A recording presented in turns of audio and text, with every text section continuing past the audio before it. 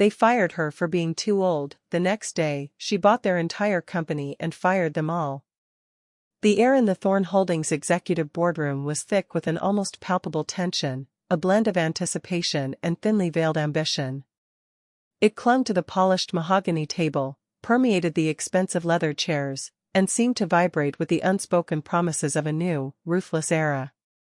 Lysander Thorne, with his impeccably tailored suit that seemed almost a second skin, and a smirk that rarely left his face, stood at the head of the long table. His presence was a carefully constructed facade of modern power, radiating an almost arrogant confidence. Beside him, Cassian Vane, his COO, a man whose eyes held the cold glint of a calculating machine, stood equally poised. His silence was more intimidating than Lysander's bluster, a testament to a mind that saw only numbers and strategies, devoid of sentiment. Cassian merely nodded in agreement to Lysander's every pronouncement, a silent pact of ruthless efficiency. They were moments away from announcing their grand restructuring, a move they truly believed would solidify their absolute control over the venerable Thorne Holdings. The venerable Thorne Holdings, a name synonymous with luxury, craftsmanship, and a century of unparalleled elegance, was about to be reshaped in their image, stripped of its old-world charm and, more importantly to them, its inconveniently aged founder. The meeting had been called under the guise of an urgent strategic alignment, a necessary pivot in a rapidly changing market. Yet, everyone in that room, from the nervous department heads clutching their briefcases to the smirking board members allied with Lysander, knew its true, predatory purpose. It was not a discussion, but a coronation, a public declaration of the new regime, and a final, dismissive wave to the legacy that had built it all. Lysander had just finished detailing the inefficiencies of the previous administration, his gaze sweeping over the faces of those who had once been loyal to his great-aunt, Alara Thorne. His words, delivered with a practiced smoothness, painted a picture of a stagnant past, a company clinging to archaic methods while the world raced ahead. He spoke of modernization, streamlining, and digital transformation, buzzwords that thinly veiled his true intent, dismantling everything that didn't yield immediate, maximum profit. He had planned this moment for years, meticulously cultivating his allies, systematically eroding the old guard's influence, and patiently waiting for what he perceived as the opportune moment to seize full command. Suddenly, a voice, calm yet resonating with an authority that caused every head to snap up, cut through the self-congratulatory hum in the room. It was not loud, but it carried a weight that instantly silenced the whispers and nervous coughs. The game, as they say, gentlemen, is over. Alara Thorne stood in the doorway, not as the frail, stooped figure they had last seen, the woman they had gently, yet firmly, pushed towards a quiet retirement. This was the formidable matriarch who had built this empire from scratch, brick by painstaking brick, over 70 years. Her silver hair, once pulled back in a severe bun that spoke of discipline and tradition, now framed a face that held the wisdom of decades and the sharp intelligence of a woman who had seen through countless facades. Her eyes, which had once held a weary resignation, now burned with a cold, unwavering fire, a glint of steel that reflected the chandeliers above. She was dressed in an elegant sapphire gown, the fabric shimmering subtly as she moved, a stark contrast to the faded, unassuming attire of the Agnes Meadowbrook they had so casually dismissed. The air around her seemed to ripple with an invisible force, a silent assertion of undeniable power. Lysander's confident smirk faltered, replaced by a look of utter bewilderment, then a sneer of contempt. He could not comprehend her presence, her transformation. "Aunt Alara? What in the world are you doing here? This is a private executive meeting. Aren't you supposed to be resting?" His tone dripped with patronizing condescension, the implication clear. She was an old woman, past her prime, a relic best kept out of sight, certainly not interrupting his moment of triumph. Cassian Vane, ever the pragmatist, merely narrowed his eyes, a flicker of unease crossing his otherwise impassive features. He had witnessed Alara Thorne's tenacity firsthand many years ago, and something about her current demeanor sent a genuine shiver down his spine. He recognized a dangerous clarity in her eyes that he hadn't seen in years. Alara ignored their thinly veiled insults, allowing the words to fall flat, powerless against her renewed resolve. Her gaze swept across the room, lingering for a moment on the faces of those who had once pledged loyalty, now averted or etched with feigned surprise. "Resting, Lysander?" "Oh," she assured him, she had been very busy. Busy observing. Busy learning. And busy making some rather significant adjustments. Lysander chuckled, a harsh, dismissive sound that bounced off the high ceilings. "Adjustments? Aunt Alara, with all due respect, your time in the driver's seat is long past. Thorn Holdings needs fresh blood, modern thinking, not antiquated notions of legacy and craftsmanship. We've been discussing the future, a future where you plan to dismantle her life's work for a quick profit," Alara finished for him, her voice like ice, sharp and precise. "A future where loyalty is punished, and greed is rewarded.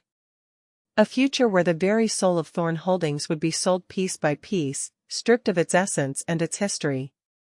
A collective gasp rippled through the room. Lysander's face flushed crimson, his previous arrogance dissolving into a mixture of anger and confusion. He felt the eyes of the room on him, judging, questioning. "What are you talking about? You're delusional. You've lost your mind. You have no authority here." His voice rose, betraying his mounting panic. Alara's lips curved into a faint, knowing smile, a hint of the sarcastic tone the narrator possessed. "Oh, but she did, Lysander. She most certainly did." He saw, while he was busy plotting her company's demise, she was busy making sure it would live on. And she decided, rather abruptly, that it was time for a change in management. Starting with him. The silence that followed was deafening, broken only by the sharp click of the heels of Alara's legal team, who now entered the room, carrying a stack of intimidating documents. Lysander and Cashin exchanged a look of bewildered panic, the carefully constructed edifice of their power suddenly cracking, then crumbling. They had underestimated the old woman, the relic they had so easily discarded. They had no idea just how thoroughly they had fallen into her meticulously laid trap. To understand the profound silence that had fallen upon the Thorn Holdings boardroom, one had to journey back, not weeks, but months, indeed, over a year. It began subtly, a creeping unease in the heart of Alara Thorn, the visionary who had, over 7 decades, sculpted Thorn Holdings into a global titan of luxury. From the finest bespoke jewelry that adorned royalty and celebrities, to haute couture that graced the world's most exclusive runways, to the meticulously crafted leather goods revered by connoisseurs, Thorn Holdings was more than a business, it was her life's breath, a testament to artistry, integrity, and the enduring value of human skill. She had built it on the principle that true luxury lay not just in material wealth, but in the unwavering commitment to excellence, in the respect for the craftspeople who brought designs to life, and in the profound connection between a brand and its people. For Alara, every stitch, every facet, every detail was a promise of quality and a nod to the skilled hands that made it. Alara had gradually stepped back from the daily grind, a natural progression as she approached her 90s, entrusting the operational reins to her ambitious great-nephew, Lysander, and his ruthlessly efficient COO, Cashin Vane. Lysander, a man of sharp suits and even sharper ambition, spoke eloquently of modernization and market expansion, using charts and projections to paint a glossy future. Alara, in her wisdom, had initially seen this as a natural evolution, a fresh perspective for a new era. She believed in empowering the next generation, in the cyclical nature of leadership, recognizing that new blood could bring new energy. She truly did. She wished to see the company thrive, not just survive, long after her time.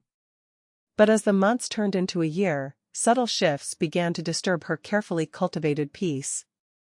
Whispers reached her ear, hushed accounts of long-serving artisans, some of whom had dedicated 50 years to the company, being pushed into early retirement with meager severance packages, their invaluable institutional knowledge dismissed as obsolete.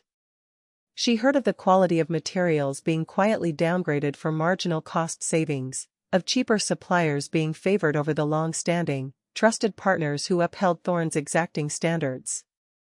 The internal culture, once one of respectful collaboration and shared pride in craftsmanship, seemed to be shifting to one of cutthroat competition, where fear of redundancy replaced passion for the product. The spirit of Thorne Holdings, the very essence she had meticulously woven into its fabric, seemed to be unraveling thread by thread. She heard of Lysander's dismissive remarks about outdated practices and sentimental attachments to aging employees, particularly the highly skilled master craftspeople. He saw them not as repositories of invaluable institutional knowledge and skill, but as cost burdens, obstacles to the streamlined, hyper-profitable future he envisioned. Why pay for experience, he'd reportedly scoff, when you can automate or outsource?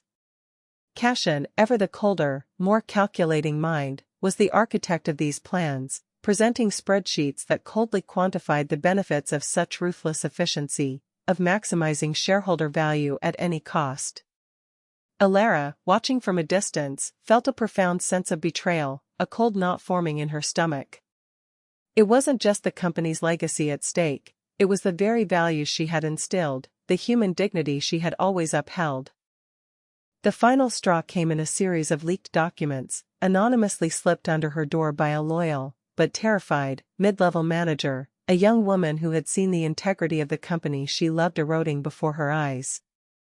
They detailed a strategic plan, codenamed Project Phoenix, which was less about rebirth and more about incineration. It outlined the systematic marginalization of Elara Thorne herself, painting her as a senile, irrelevant figurehead, whose dwindling mental faculties made her incapable of understanding complex business decisions. It detailed plans to sell off key heritage divisions, the very heart of Thorne Holdings' unique identity, the bespoke jewelry workshop, the haute couture atelier, to foreign conglomerates, purely for an immediate cash infusion to appease impatient shareholders. They planned to rebrand, to erase the very name Thorne from the public consciousness, replacing it with something sleek, soulless, and utterly devoid of the history she had poured her life into. They were not merely seeking to profit, they were seeking to obliterate. And worst of all, they intended to do it quickly, before Elara, with her advanced age, could fully grasp the extent of their treachery. They thought her frail, her mind dimmed by time, and their contempt for her was boundless. Lysander had even mused aloud about accelerating her gentle retirement with a carefully orchestrated medical evaluation. A cold rage, unlike any she had felt in decades, settled deep within Elara. She saw not just her legacy threatened, but a pervasive, insidious contempt for age, for experience, for the very human element that made a company truly great.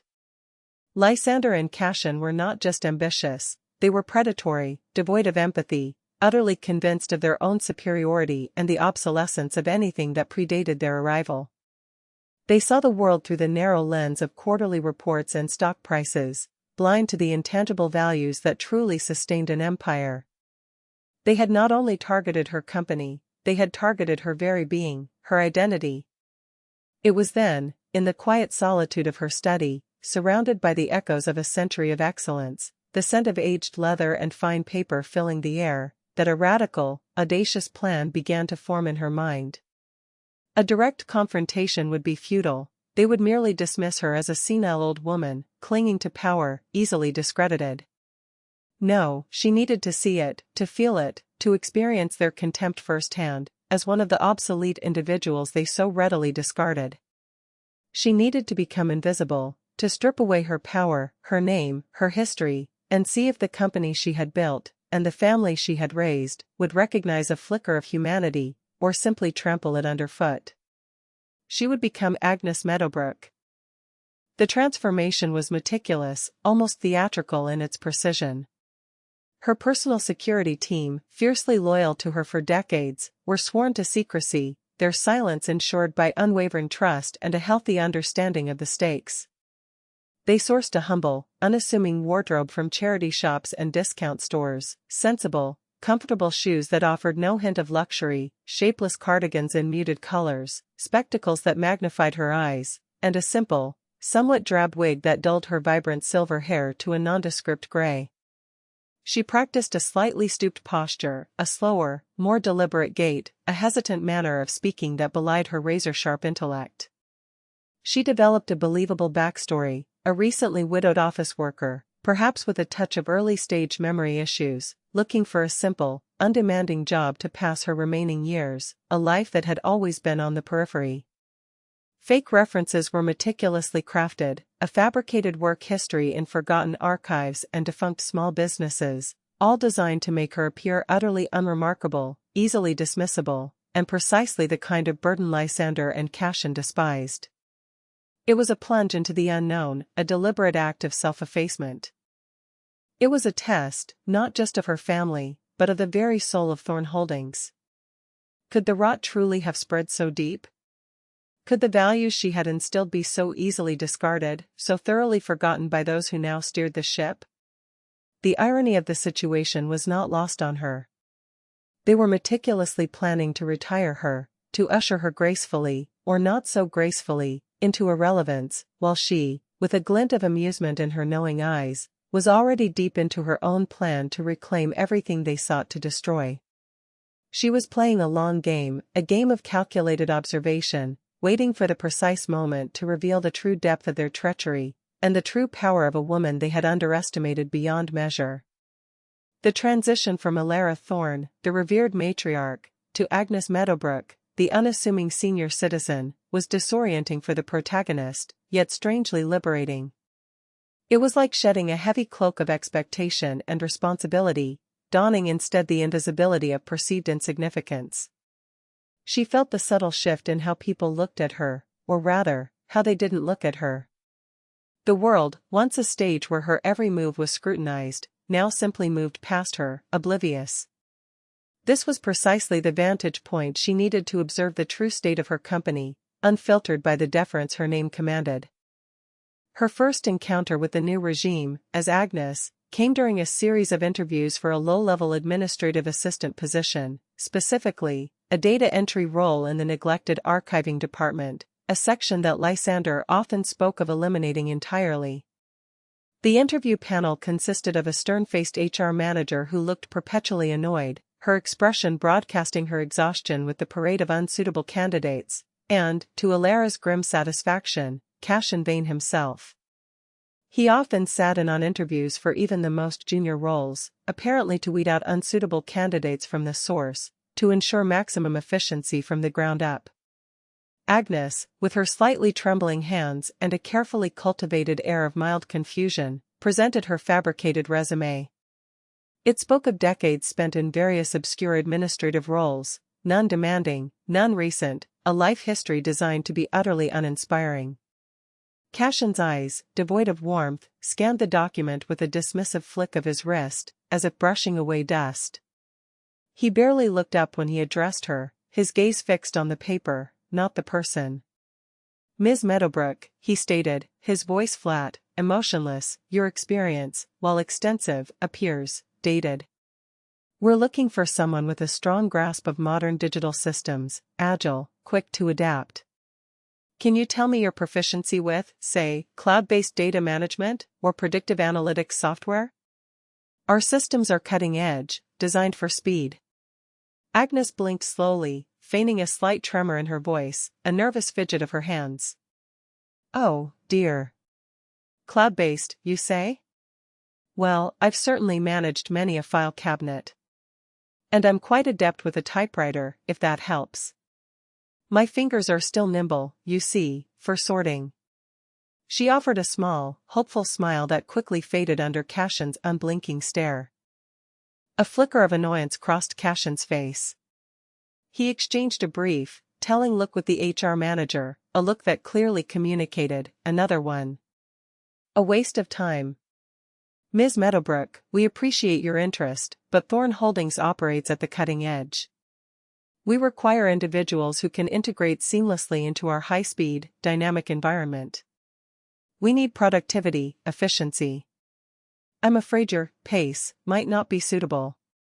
He didn't even bother to hide the thinly veiled ageism in his voice. He saw her as a liability, a drain on resources, a relic from a bygone era. He didn't see a person, let alone the actual owner of the company. The HR manager scribbled a note, clearly indicating a rejection.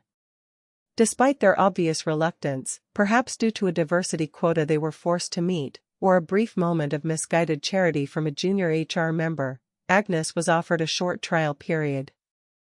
It was a humiliating offer, a testament to how low her perceived value was. They placed her in a dimly lit corner of the archiving department, amidst mountains of physical files and a single, ancient computer that seemed deliberately chosen to frustrate her, its slow processing speeds and outdated interface a constant hurdle. Her tasks were mind-numbingly repetitive, digitizing archaic paper records, cross-referencing ledger entries, tasks designed to bore and ultimately deter, to make her quit of her own accord. Every day, Alara, as Agnes, endured the casual cruelty of their world. She was ignored by most of the younger staff, who hurried past with their coffees and smartphones, often bumping into her without apology, their eyes fixed on their screens. Overheard conversations were a constant source of disheartening truth. "Did you see old Agnes trying to figure out the printer again?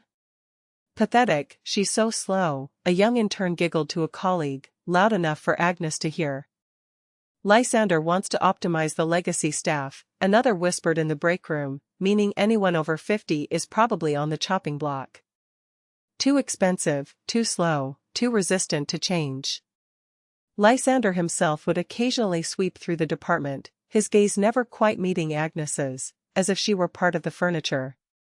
He would make pointed comments about efficiency metrics and streamlining outdated processes directly within Agnes's earshot, knowing full well she was precisely the kind of outdated process he spoke of.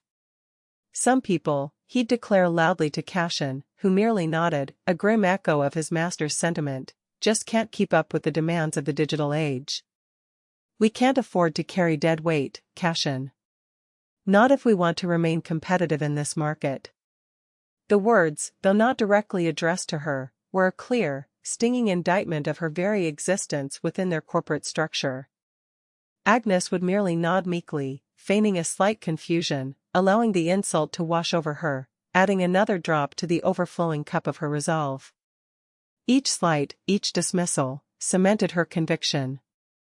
One particularly grueling afternoon, Agnes was struggling to retrieve a heavy box of historical blueprints from a high, precarious shelf. Her back ached, and her carefully feigned feebleness was starting to feel distressingly real. A few younger employees walked by, glanced, and kept going, absorbed in their own worlds, their earbuds blocking out any potential plea for help. It was then that a quiet voice spoke beside her. "Here, let me get that for you, ma'am." Agnes looked up to see a young woman in a security uniform, Maeve. Maeve was slight, with kind eyes that held a hint of weariness, suggesting she carried her own burdens, perhaps working long hours to support her family. Her uniform, though clean, seemed a little too large for her, hinting at a newness to the job, or perhaps a lack of resources within the security department. She patiently waited for Agnes to step aside, then effortlessly, yet gently, lifted the heavy box, setting it carefully on the floor.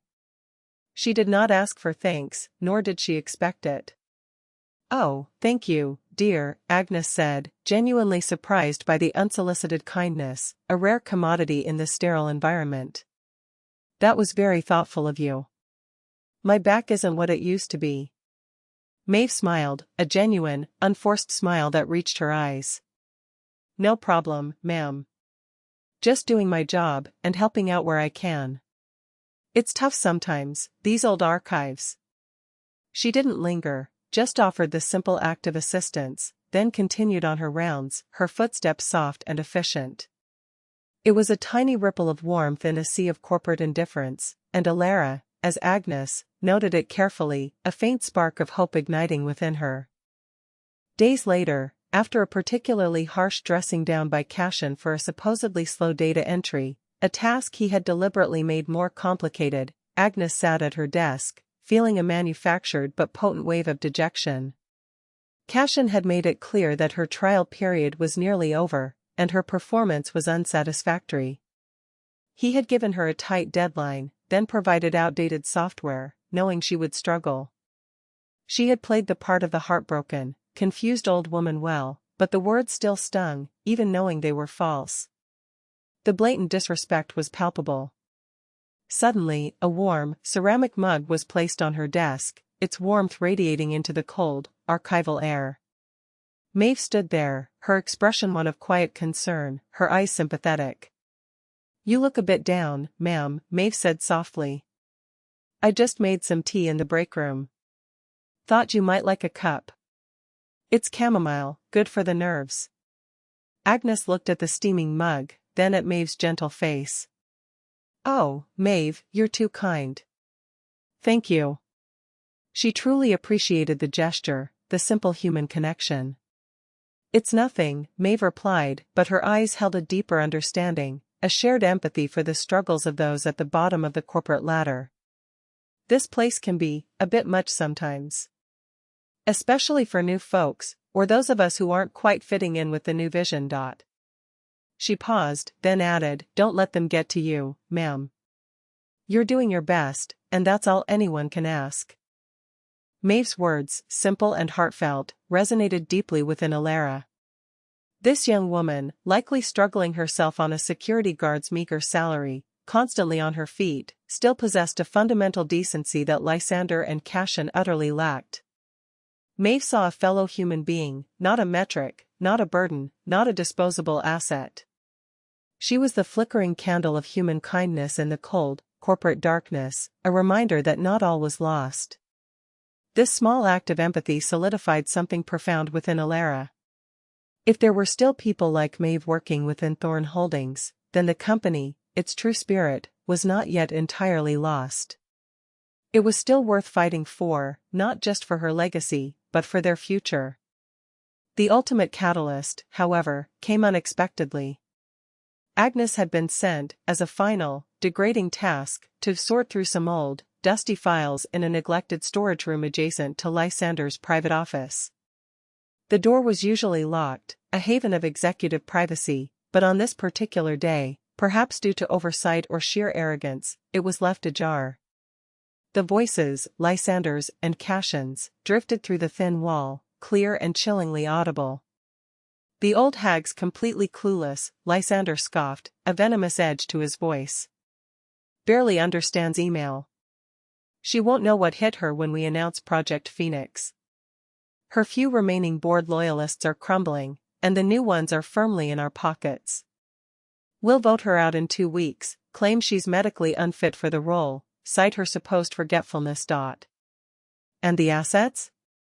Cassian's voice was like gravel, devoid of a single ethical qualm. "The European luxury division alone will fetch a pretty penny. It's iconic, but its profit margins aren't what they could be. And the archives, full of outdated prototypes, just dead weight. We can liquidate most of it, turn it into liquid capital for our grand expansion." "Exactly." Lysander crowed, his voice filled with avarice. "Thorn Holdings, reborn. No more sentimental attachments to the past, no more carrying dead weight. Just pure, unadulterated profit. We'll be billionaires within a year, Cassian, beyond our wildest dreams. She built a castle, Cassian, and we're about to ransack it for every valuable stone, leaving only the shell." Alara, as Agnes, felt a cold fury unlike any she had ever known. It was not just anger, but a profound sense of violation.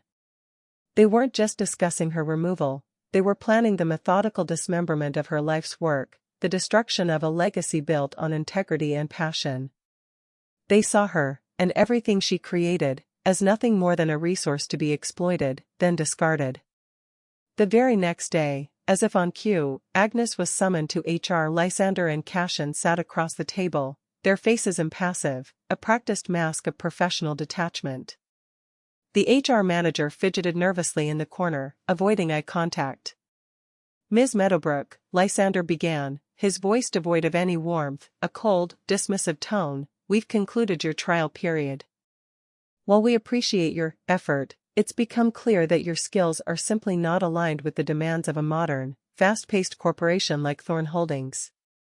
We need dynamic, forward-thinking individuals. You are, frankly, inefficient, Ms. Meadowbrook. We're letting you go. Cashin slid a termination letter across the table, not even bothering to make eye contact, his gaze fixed somewhere beyond her head. Your final pay will be transferred by the end of the week. Please clear your desk by the end of the day. Security will escort you out if needed. Agnes, playing her part to perfection, looked up, her eyes wide with feigned hurt and confusion, a slight tremor in her hands as she reached for the letter. Oh, dear. I thought I was doing rather well. I tried so hard to understand the computer, the new systems. Her voice was a soft, plaintive whisper. Lysander waved a dismissive hand, a gesture of finality. It's not about effort, Ms. Meadowbrook. It's about suitability. And you're simply not suitable. We wish you luck in your future endeavors, of course. The finality in his voice was chilling. He didn't care about her future. He just wanted her gone, a problem solved, an inconvenience removed. Agnes slowly rose, clutching her small handbag, a worn, unassuming thing. She nodded meekly, turned, and slowly shuffled out of the office, disappearing into the bustling corporate corridors, a seemingly defeated old woman. Lysander and Cashin exchanged a satisfied glance, a silent high five. Another inefficiency eliminated. They had no idea that the inefficiency they had just dismissed was about to return, not as a meek old lady, but as a force of nature ready to reclaim her empire. The game had just begun. The atmosphere in the Grand Thorn Holdings auditorium crackled with an almost unbearable tension. Every executive, every major shareholder, and every significant board member was present, summoned for what Lysander Thorn had touted as a historic announcement regarding the company's future and a bold new direction. The air was thick with the scent of expensive cologne and the unspoken anticipation of power shifting, fortunes changing. Lysander, resplendent in a custom-made suit, a testament to his inflated self-worth, beamed from the stage, a predatory gleam in his eyes, basking in the spotlight. Cashin Vane stood beside him, a silent, unyielding pillar of ruthless efficiency, ready to unveil the meticulously crafted charts and graphs of their Project Phoenix, the blueprint for their personal enrichment. Lysander had just begun his address, his voice oozing self-importance, amplified by the state-of-the-art sound system. Today, ladies and gentlemen, marks a new dawn for Thorn Holdings. For too long, this esteemed company has been constrained by outdated traditions, by a reluctance to embrace the future, by sentimental attachments that have held us back. We stand on the precipice of a new era, an era of unprecedented growth, of optimized efficiency, of true global market dominance. Just as he reached the crescendo of his self-aggrandizing speech, a hushed murmur rippled through the back of the auditorium. The heavy oak doors, usually guarded by two uniformed security personnel, swung open with a soft, deliberate creak, revealing a shaft of light from the corridor. All eyes turned, drawn by the unexpected interruption. Standing framed in the doorway, bathed in the soft, diffused light from the chandeliers, was a woman who commanded attention without uttering a single word. She was no longer the stooped, unassuming Agnes Meadowbrook. This was Alara Thorn, in all her formidable glory, her presence filling the vast space. Her silver hair, now unbound and shimmering under the lights, cascaded elegantly around a face that held the power of a queen and the unyielding resolve of a titan. Her eyes, sharp and intelligent, swept across the room, missing nothing, taking in every shocked face, every averted glance.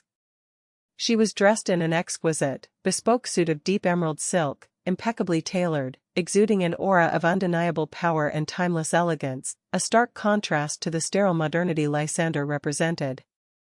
Her posture was erect, her stride purposeful, each step resonating with authority, a quiet force of nature. A collective gasp swept through the room, a wave of stunned realization.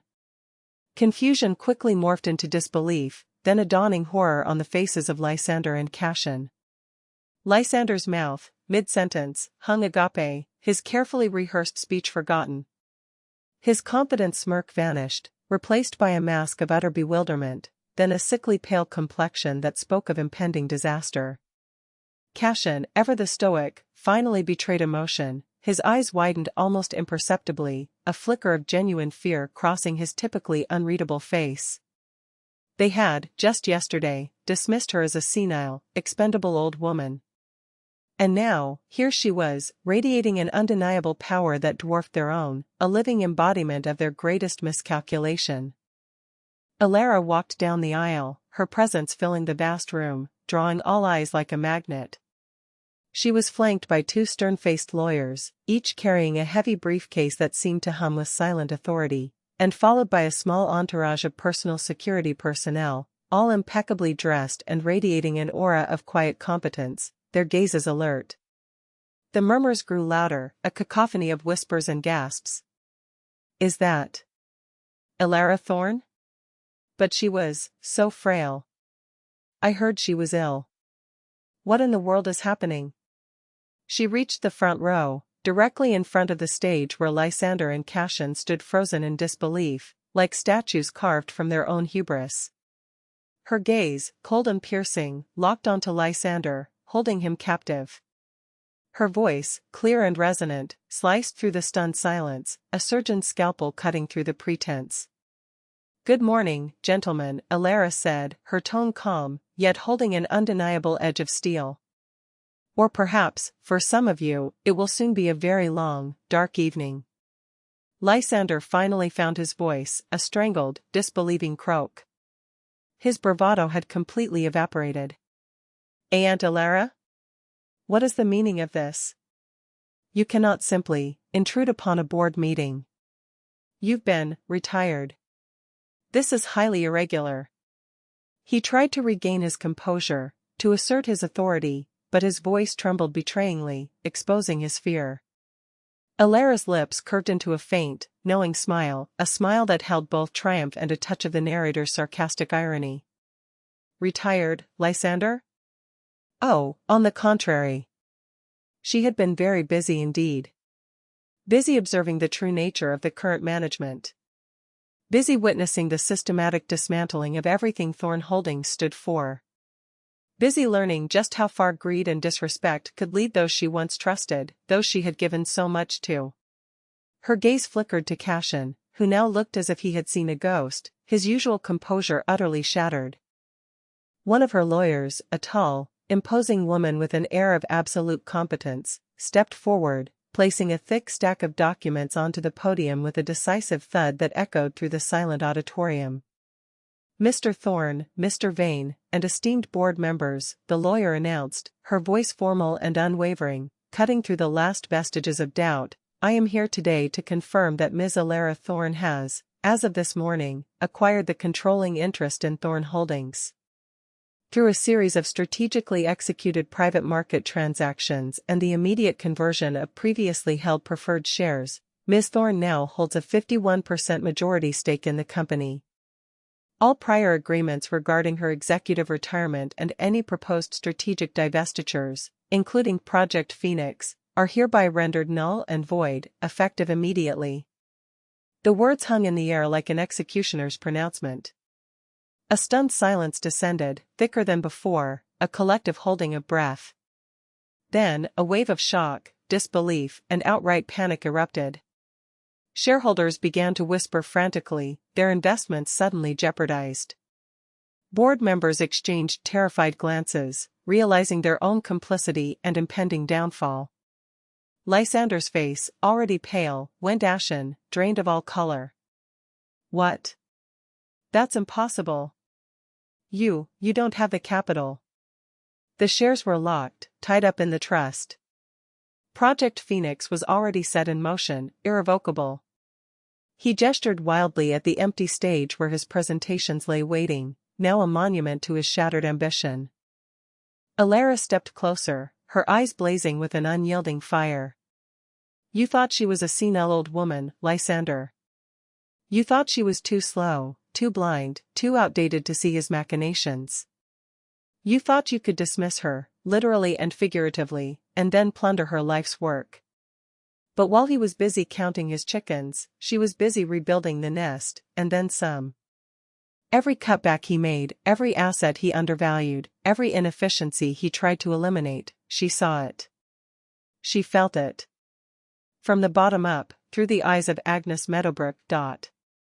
Her voice was low, but every word resonated with absolute power, a chilling indictment. And you, Cashin, who so coldly dismissed Agnes Meadowbrook for being inefficient, slow, and unsuitable. Do you remember her? The old woman you fired yesterday for being too old? Lysander and Cashin stared, their minds racing, connecting the dots of Alara's intricate deception. The meek old woman who struggled with a printer. The quiet observations. The casual cruelty they had inflicted. The sudden, impossible power play. The horror dawned on their faces, sickening and undeniable. The realization that they had not only been outmaneuvered, but thoroughly, utterly humiliated, by the very person they had disdained, by a woman they thought powerless. That old woman, Alara continued, her voice rising slightly, was her. And they, gentlemen, were now surplus to requirements. In fact, she turned to her lawyers, a cold, decisive glint in her eyes. She believed they had some new termination notices to deliver. Effective immediately. Lysander staggered back, speechless, his carefully constructed world crumbling around him, his dreams of billions turning to dust. Cashin, for the first time in his life, looked utterly, completely defeated, his mask of stoicism finally shattered. The game was indeed over. And Alara Thorne, the woman they had fired, had just bought their entire company and, with a chillingly calm resolve, fired them all. The aftermath of Alara Thorne's stunning revelation was a scene of unparalleled chaos and poetic justice. Lysander Thorne, who moments ago had stood on the precipice of seizing an empire, now stumbled backward, his face a grotesque mask of shock, disbelief, and burgeoning fury. This is impossible. A trick. You can't do this. This is corporate espionage, he shrieked, his voice cracking with the strain of pure, unadulterated rage, his perfect composure utterly destroyed. He lunged towards Alara, driven by a desperate, futile anger, but her security detail, moving with trained precision and quiet efficiency, smoothly intercepted him, holding him firmly but respectfully at bay, their grip unyielding. Cashin Vane, always the more calculating and self-controlled of the two, stood utterly still, his eyes wide with a dawning horror. He knew Alara Thorne. He knew her tenacity, her meticulous planning, her ability to play the long game. And as the truth slammed into him, the meek old lady, the casual cruelty, the audacious plan, the absolute humiliation, he understood the depth of his miscalculation. His carefully constructed world of spreadsheets and power plays, built on cold logic and ruthless efficiency, had just imploded, leaving him with nothing. Alara, perfectly composed amidst the uproar, ignored Lysander's pathetic outburst, her gaze unwavering. Her lawyer, the woman with the calm demeanor of a seasoned general, stepped forward, a file clutched in her hand. Mr. Thorne, Mr. Vane, she stated, her voice resonating with authority, cutting through the murmurs, pursuant to Ms. Thorne's majority shareholding, and in light of the documented plans for corporate asset stripping, the systematic undermining of company values, and the general mismanagement of Thorne Holdings, your employment contracts, as well as those of any board members who actively supported Project Phoenix, are hereby terminated, effective immediately. All company assets, including corporate credit cards, executive benefits, and access to all company premises, are frozen. Security will escort you out. Any attempt to access company data or funds will be met with immediate legal action. The words struck like a physical blow. Lysander's face contorted in a silent scream of disbelief, his jaw working uselessly. But my severance. My stock options. You can't just. This is illegal. There will be no severance for gross misconduct and attempted corporate fraud, Lysander, Alara stated, her voice cutting through the noise, leaving no room for argument. As for your stock options, they are now worthless. The shares you hold are under the new ownership's control, and their value will reflect the necessary restructuring to repair the damage you have inflicted. Rest assured, the Thorne family's legal team will be reviewing every decision you've made over the past year for further legal action, including breach of fiduciary duty. The board members who had allied with Lysander, now pale and trembling, tried to melt into the crowd, hoping to become invisible, but Alara's gaze, sweeping over them, marked each one. Their carefully cultivated reputations, their comfortable positions, all crumbled in an instant. They knew the public humiliation that awaited them, the lawsuits, the loss of standing in their exclusive circles, the social ostracization. Lysander and Cashin were unceremoniously escorted from the stage, their faces etched with a combination of rage and utter humiliation, their once impeccable suits now seeming like ill-fitting shrouds. The power they had so arrogantly wielded had evaporated, leaving them with nothing but the bitter taste of defeat. Their downfall would be swift and absolute, their names synonymous with corporate betrayal. Their lavish homes, their luxury cars, their carefully curated lives of opulence, all built on the presumption of control, would swiftly unravel as their financial accounts were frozen and their reputations became toxic. They would become pariahs, ostracized from the very circles they had so desperately sought to dominate. As the commotion began to subside, Alara's gaze softened slightly, scanning the faces in the room, searching for something, someone. She noticed Maeve, the young security guard, standing near the back, her eyes wide with a mixture of shock, confusion, and dawning admiration, her hand instinctively touching her chest. Maeve had witnessed the entire dramatic reveal, from the meek Agnes to the formidable Alara Thorne, a transformation that defied belief. Later that afternoon, after the legal formalities were initiated and a new interim management team was put in place to stabilize the company, Alara summoned Maeve to her new, and old, private office. Maeve, still in her security uniform, entered cautiously, her heart pounding against her ribs. She had never been in such a lavish office before, let alone in the presence of the legendary Alara Thorne herself. The grand space, filled with antique furniture and priceless art, seemed overwhelming. Alara sat behind her grand mahogany desk, a faint, contented smile gracing her lips, the weight of a monumental victory settling upon her. "Maeve, please, sit," she said, gesturing to a plush leather armchair opposite her, a comfortable space designed for important guests. Maeve perched on the very edge of the seat, nervous and unsure of herself. "Miss Thorne. I don't understand." "Agnes, that was you? Why did you?" Alara chuckled softly, a warm, genuine sound. "Indeed, Maeve. That was her." And as for why, she needed to see Thorne Holdings through the eyes of those it had forgotten, through the eyes of the overlooked. She needed to see if the soul of this company, the humanity she built into it, still existed beneath the layers of corporate greed. And in Maeve, she found it. She found that flicker of light, that unshakable decency.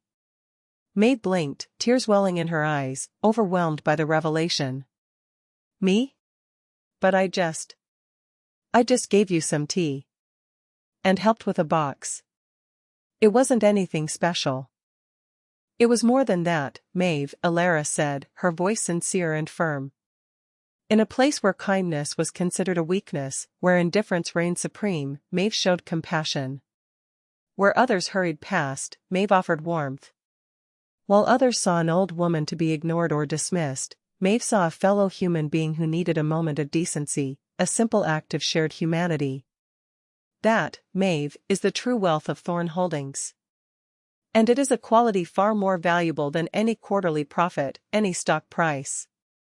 Alara leaned forward slightly, her eyes twinkling with a knowing light. She learned much during her time as Agnes. She learned about the true character of many people, their true colors. And she learned about Maeve's. Maeve told her not to let them get to her. Maeve offered a simple cup of tea when she was at her lowest point, a point she deliberately put herself in to test the waters. That small act of kindness, Maeve, cemented her decision to fight for this company, not just for her legacy, but for people like Maeve, for the very heart of Thorne Holdings. Maeve sat in stunned silence as Alara continued, her words painting a future Maeve had never dared to dream of.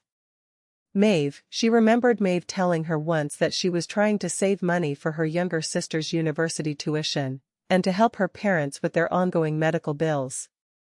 She wished to help Maeve achieve those dreams, and more, as a token of profound gratitude. Alara's lawyer, who had been quietly observing from a corner, handed a file to Alara. Alara opened it, then looked at Maeve, her expression serious but kind. Maeve, effective immediately, Maeve was no longer a security guard.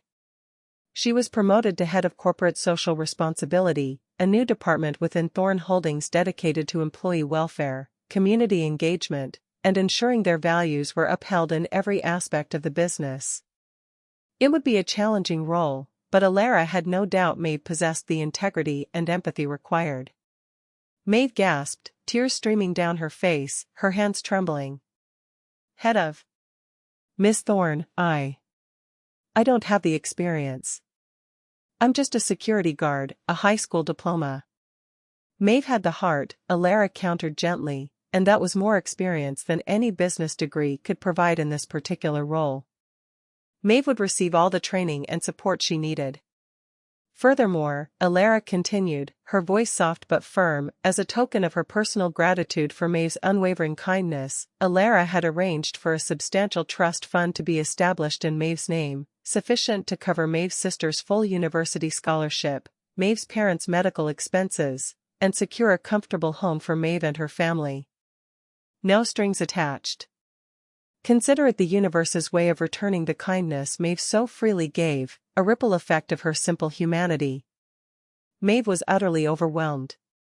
She choked back a sob, unable to form words, her entire world shifting on its axis. She had never imagined such a profound reversal of fortune, such an unimaginable reward for the simple act of offering a cup of tea. It was a testament to Alara's belief that true value lay not in grand gestures, but in the small, consistent acts of human decency. Maeve, the quiet security guard, had unknowingly passed the ultimate test, and her life, along with the very soul of Thorn Holdings, had been transformed forever. Months passed, bringing with them a profound transformation within the hallowed halls of Thorn Holdings. Under Alara Thorn's renewed and fiercely protective leadership, the company began to shed the corporate coldness and ruthless efficiency that Lysander and Cashin had imposed. The spirit of craftsmanship, innovation, and, most importantly, human value, began to blossom once more. The old artisans, once pushed to the brink of retirement, their skills deemed obsolete, were not only reinstated but celebrated, their wisdom recognized as the invaluable asset it truly was. New programs were launched, focusing on employee well-being, skills development, and fostering a culture of mutual respect and shared purpose. The quality of materials, briefly compromised for marginal savings, was restored to its unparalleled standard, reinforcing Thorn Holdings' reputation for genuine luxury and exquisite craftsmanship, a standard Lysander had been too blind to appreciate. Maeve, once the unassuming security guard, now thrived in her role as head of corporate social responsibility. Her quiet empathy, once a hidden virtue, became the guiding principle of her department. She spearheaded initiatives that truly made a difference, creating mentorship programs for younger employees, establishing a compassionate support system for long-term staff, and ensuring that no one, regardless of age or position, ever felt invisible or disposable within Thorn Holdings. Her personal life, too, had been utterly transformed. Her sister was flourishing at university, free from financial burdens, and her parents were receiving the best medical care available. Maeve, now living in a beautiful, modest home with her family, carried herself with a quiet dignity, a living testament to the power of a single act of kindness, a testament to Alara's profound belief in valuing the human spirit. Alara Thorn often observed the bustling activity of her revitalized company from her office, a faint smile gracing her lips. She saw the renewed energy in the employees' faces, the pride in their work, the genuine collaboration that had replaced the cutthroat competition. The Agnes Meadowbrook chapter of her life had been a painful but ultimately necessary journey. It had shown her the true face of greed, the insidious nature of ageism, and the fragility of a legacy when entrusted to the wrong hands. But it had also reaffirmed her deepest conviction: that the true strength of any enterprise lay not in its balance sheets, but in the integrity of its people, and the values it upheld. She had risked everything, and in doing so, had saved everything that truly mattered. Lysander Thorne and Cassian Vane, meanwhile, found themselves utterly banished from the gilded cages of corporate power. Their names became synonymous with disgrace, their reputations irrevocably tarnished.